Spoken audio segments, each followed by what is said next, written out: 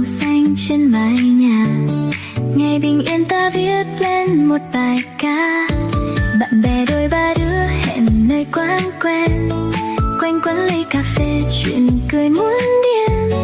Ngắm con phố nhỏ chiều chiều lên đèn, lại gửi qua tin nhắn sao còn thức đêm.